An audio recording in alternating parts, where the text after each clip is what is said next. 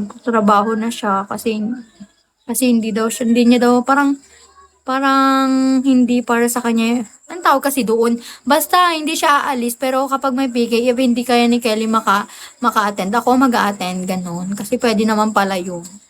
So, ako magla-like sa kanya. Para kahit pa paano, meron pa rin pagkukuha ng income kasi kami na lang talaga dalawa. Nakaka-yark. Pero, okay lang, masaya naman tayo. Kape muna ako. Wow, sana all nagkakape. Gusto ko rin magkape kanina pero sa sobrang init ng katawan ko, pasa lang ang PK sa'yo. Okay, pasa niya lang yung PK sa akin. Para kahit paano, meron pa rin kami pangbili ng uniform niya kapag sana nga makapasok siya sa trabaho eh. Hi, Owen. Siya, Owen. Pwede yun, pilot tawag dun. Ano yun? Ano yung pilot?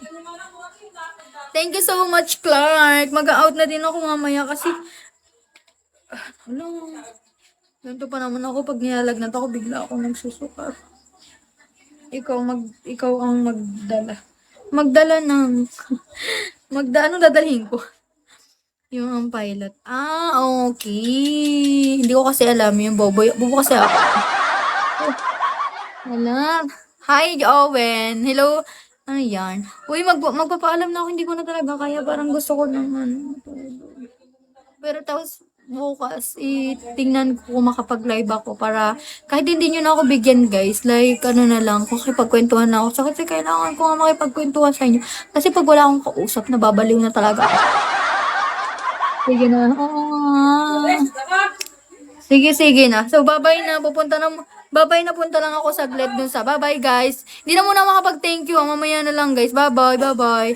Sige na, mag-thank you na nga muna ako pero sayang to. Thank you so much. Thank you so much sa sa gift tree ko lalo na kay Toto, kay Clark Ken, kay Stans, kay Jasper, kay Ghost, kay ID number 93 and 98, Oragon Shadow, Engineer Rob. Thank you so much naman nag-tap-tap, nag-follow sa akin, and nag-stay sa live ko. Bye-bye.